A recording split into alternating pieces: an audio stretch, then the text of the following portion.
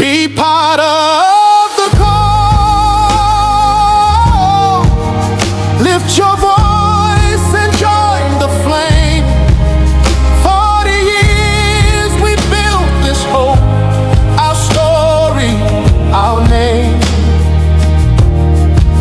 Sponsors, partners, family, friends.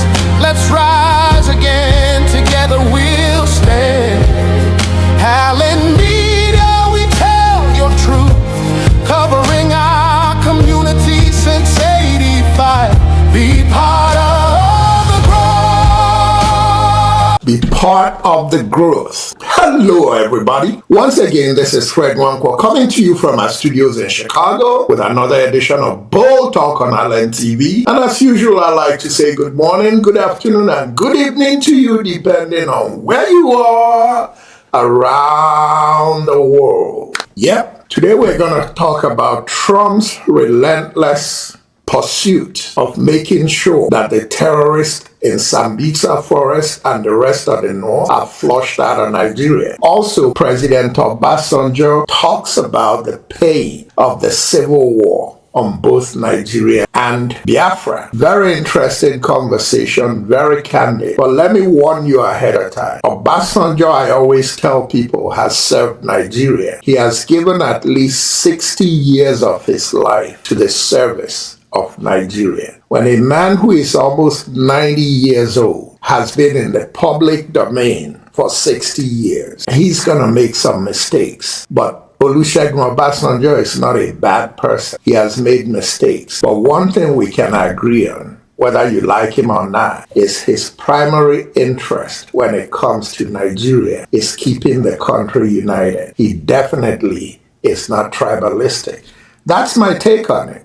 Or you could have your own opinion. And then finally, coming after President Obasanjo's conversation is a blunt statement from a U.S. lawmaker, a U.S. House of Rep member, on their plans for Nigeria. They are not taking their feet off the throttle. Nigeria needs to change its policies against Christians in that country, or America is going to come down on Nigeria so hard. None of us is hoping for America to come down on Nigeria so hard. None of us is doubting Nigeria's sovereignty as a sovereign nation. But Igbos say that Narura and Wafo, which means that when a bad thing goes for a year, it becomes tradition. Oppressing Christians in Nigeria has become a tradition that's followed by both Christian leaders and Muslim leaders just to stay in power. Their concern is not the Christians that are being massacred, and as usual, and it pisses the bigots off, the massacre of Christians in Nigeria is also not unrelated to the massacre and the policies against Igbos in Nigeria. Now, if you think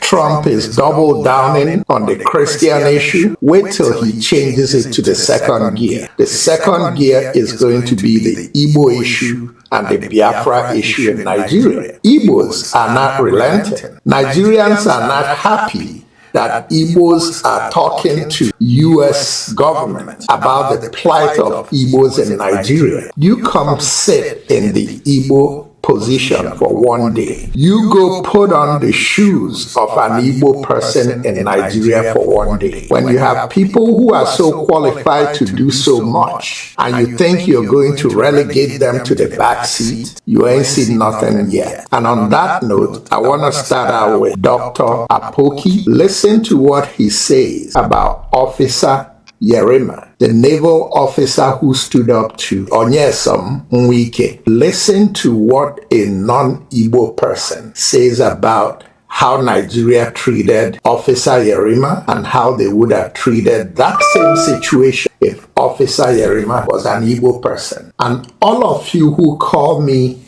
always talking about Igbos and I'm not concerned about the rest of Nigeria. I'm concerned about the entire Nigeria. But I'm an Igbo man. And I'm sick and tired of how Nigeria treats Igbos. If you don't like me talking in earnest, the only person who doesn't hear what I'm saying with empathy is a bigot. Here it is. If you look at the name tag of that young military man, it is Yerima. If you look at the name of the retired naval officer, it's also of northern extraction. If that boy standing there was answering Uzodinma and the general that sent him was General Okoye, what we are saying now will have been different. If in fact that young officer will lose his job, if that boy was Shola and the general was Debo, the story will have been different. If you have wisdom, you will understand what I'm saying. Yes, so Dr. Apoki, you're right. The reality is that Nigerians have wisdom, but Nigerians will stay deaf and dumb as long as it doesn't affect their own tribe. That's the shame of the country we live in. I salute you for being bold enough to say what you said, especially because you're not an Igbo person. Thank you, sir. Now, this next segment is very interesting. It is former President Olusegun Obasanjo talking about Nnamdi Kanu, talking about Biafra, talking about regrets about Biafra, and candidly saying why the history seems to differ depending on who you're talking to. You may not agree with him. I don't think I agree with everything he said about history, but that's his position. What counts is I know he doesn't say with malice and ulterior motives. That's what counts. We can disagree as long as there is not an agenda that makes the other person so hell-bent on twisting history. So kick back, relax, and listen to this. You're going to like it. It's surprising, too. They are not coming for Nnamdi Kanu. They are coming for you. Obasanjo wants Nigeria. Nnamdi Kanu just happened to be standing in their way to jihad and the Islamization of Nigeria. He emphasized that Kanu's resistance has been a major stumbling block to forces seeking to dominate and suppress other ethnic and religious groups across the nation. Without Nnamdi Kanu, the entire Igbo land would have been conquered long ago. Nigeria would have now become a completely Islamized country with other tribes living under submission, Obasanjo warned.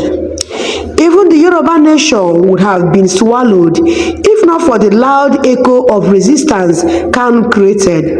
Love him or hate him, he has been the stone that refused to be moved. The last 2 years at the end of the Nigerian Civil War, there's another one of you commanding your men at an airport, at a runway, and then finally signing the documents to release Biafran soldiers who were prisoners of war. What are the memories that stay with you? What do you remember 50 years on, Chief? Well, what I remember is the pain of the war on both sides, the loss on both sides, and the fact that came to us all vividly that the futility of the war. What we achieved at the end of the war could have been achieved without one bullet being fired. But during the war, we destroyed all the infrastructure that mattered to us. The refinery we had was destroyed. The bridge that connected the east with the west was destroyed. We lost thousands of people on both sides. I believe what got me vividly is the anguish which we could have saved ourselves from by not fighting the war. Igwe, let me share this with you. This is from Ahmed Kasim. He says, very, very sad. Brother killing fellow brother. As for me, I lost loved ones from both sides as a child then. You were pretty young at the time of the Biafra War. The searing memory for you is what? What would you want to share with the world? I first joined the Nigerian Army in 1960 in the military school at Zaria, and we were taught to become one Nigeria. I came back from the United Kingdom in 1965 and was teaching in Lagos and the military cantonment in Apapa. But the greatest shock of my life for that war was the fact that a coup d'etat happened in January 1966, which was carried out by a large number of Nigerian army officers from all parts of Nigeria, north, east, west, and south. And their intention was not tribalistic in any shape or form. In fact, their main motive at the time was to change the political structure of Nigeria and release Obasanjo Awolowo. But at the end of the day, history has it on book that it was an evil coup, which totally put a wrong slant on the whole issue. And we had to be killed. We were killed. Lives were threatened. I had to escape with my life from Lagos to Biafra, which was not Biafra at the time. And for me, the pains are such that war should never have happened, as the chief just said now, because Rhodesia declared unilateral independence in 1965, and Britain never lifted a finger. Not a British soldier went over to fight Ian Smith. And this was a total rebellion against the Queen. Sure. Yet, Biafra, after 1 month of declaration of independence, a war was unleashed on us, which was in a way pogrom, because we had no defense, we had nothing. Sure. And our people had been massacred from the north in January. Sorry. Igwe, you bring up an important point, isn't it? An important point that a lot of Nigerians in our online community are talking about, which is history. Who is telling the history? How's the history being told of the Nigerian civil war? Yusuf here says, unfortunately, because the war was described as no winner, no vanquished, little history was taught on it. Chief Obasanjo, why do you think the history is kind of very, very light, still contested, about what happened 50 years ago in Nigeria? Well, history is, first of all, you tell it from your point of view. What Igwe has said now, for instance, in the history of the Nigerian Civil War, from his own point of view, somebody else will look at that unfortunate civil war beginning from the coup of January 1960. Before that coup, he said he was in the army, I was in the army. We knew no difference between one tribe or the other. But Chief, this is the point. But Chief, if I may, young people are saying, we are not reading about this in Nigeria. We are not seeing this history. Why is this history not being told? Why do they feel they're not being told the history? Why do you think? Well, now, I believe that we haven't got the history written from the perspective of an objective historian. I wrote a book on the Civil War. I wrote it from my own point of view. I call it my command. It was my command of the war from my point of view. Now, other people have written 5 majors or 4 majors. They wrote it from their own point of view. And the story that, or what the Igwe has said. Now, another person will say, look, that the coup was, whatever may be the objective or the intention, the operation of it or the execution of it was one-sided. Now, let me give you figures. From the north, at least 4 very senior military officers were killed. Mai Malare, Abu Gulajima, Kru Mohammed, Chief, and James Palm. Chief, Chief, the point that you're making, and I understand it very acutely, and I apologize for pushing you just a little bit for time, is that depending on what side you fought, you have a different story to tell. We appreciate you telling your story on our program today. And also, Igwe, we appreciate you being on this program as well. Thank you so much. And now, back to the Christian genocide in Nigeria. Here is a Fox News interview with U.S. Representative Moore, talking about what America plans to do if the Tinubu government continues to play games and deny what's going on with Christians in Nigeria. President Trump continues to ramp up calls for Nigeria to do more to protect Christians in that country. Let's take a closer look at the roots of religious tension there. The country is split into three sections, the north largely Muslim and at least partially governed by Sharia law. The Middle Belt, which is mixed, and the heavily Christian South. Much of the violence against Christians that we've been hearing about takes place in the northeast region of the country at the hands of jihadist groups like Boko Haram, as well as Fulani militias in the Central Belt and elsewhere. According to the International Society for Civil Liberties and the Rule of Law, more than 7,000 Christians have been killed in Nigeria this year alone, some 125,000 in the last 16 years, and more than 19,000 churches burned. So let's bring in Congressman Riley Moore, one of the first lawmakers to bring this to national attention. Good to have you on Fox News Sunday. Shannon, thanks for having me on. So I know the president has tapped you and Congressman Tom Cole to look into this. Can you tell us anything about how you'll investigate and what options you may give to the president, or what plans he should have for handling this?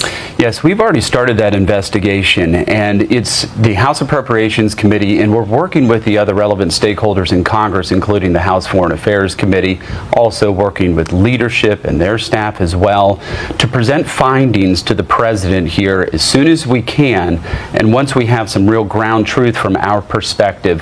Obviously, we've been working with the State Department, the NSC as well, and the White House staff, and we're in constant coordination and communication on this issue, but we're going to get to the bottom of this. And obviously the map that you just showed really highlights the tragedy that's going on there, how horrific this is, these killings of these Christians, our brothers and sisters in Christ. But we, and as President Trump has stated, we're going to stop this. Well, he's talked about potentially boots on the ground there, going in guns a-blazing. But I want to read something from Nigeria's president. He says the characterization of Nigeria as religiously intolerant doesn't reflect our national reality. Religious freedom and tolerance have been a core tenet of our collective identity and shall always remain so. Nigeria opposes religious persecution and does not encourage it. He says the picture we're getting here is not accurate. You know, unfortunately, that is completely false. I mean, there are states in Nigeria that have blasphemy laws, people who are facing the death penalty right now for blasphemy against Islam. There's a person currently right now who's held in prison for defending himself from attack from a Muslim militant from the Fulani tribe. He defended himself, and he's facing the death penalty. So, no, there's serious persecution happening in Nigeria. I know the president, Tinubu, is in a difficult position in trying to protect his interests there in that country, but they are complicit in this to one degree or another with statements like this. So the New York Times says it's not just Christians. They say attacks on Muslims in the country often receive far less attention within Nigeria and globally, even though they have also been killed by the tens of thousands, with groups like Boko Haram preying on Muslim communities. So is it fair to say that there are other religious minorities, depending on which section of the country, and you're a minority in that particular section of the country, that they are at threat as well? Look, there are Muslims that are being killed here, but the deaths that we have been able to garner from the facts on the ground, it's 5 to 1. 5 to 1 Christians versus other minorities, other religious affiliations in that country. Now, there are Shia Muslims there. These terrorists are Sunnis, Salafists, who are doing these attacks. So, of course, the Shias are going to also be targeted in this, but it is 5 to 1 Christians who are being killed in Nigeria. What can the U.S. do? Quickly, what should we do? Do we have a role in something that seems to be an internal dispute in a different sovereign country? I think we absolutely do. Look, we're a Christian nation and a nation that believes in values and virtues of standing up for people who are being persecuted. That designation the president just did, a country of particular concern, unlocks 15 different levers that the president can use against that country. Sanctions being one of them, withholding development dollars, restricting financing from international institutions. So there's a lot that could be done there, but the president has put all options on the table, including military kinetic action. The president has put all options on the table, including military kinetic action. That's my story today. And if you like what we do on Bold Talk on LNTV, please subscribe, please share our videos, please leave a comment. It helps us know what to improve on. And please, please, please, always take some time to like the video. Ladies and gentlemen, once again, this is Fred Nwankwo coming to you from our studios in Chicago with another edition of Bold Talk on Island TV. And until next time, good night and God bless. We've undertaken to make a difference. Our foundation is passionate about empowering communities and fostering growth. We are grateful for the opportunity. We invite you to follow us on our social media, Facebook and Instagram at Munacha Charity Support Foundation. You can also reach out to us via these platforms or through email if you have any questions. In the same vein, we'd like to extend our gratitude to all our supporters and partners. From beaten pieces, a story began. One man with a vision, one heart with a plan. Ink-stained fingers, sleepless nights. Truth on the page, our people's life. Headlines faded, but the mission stayed. Through the storms, we still made our way. No corporate backing, no fame, no show. Just heart and hustle and the will to grow. Be part of the call. Lift your voice and join the flame. 40 years we built this hope. Our story, our name. Sponsors, partners, family, friends, let's rise again. Together we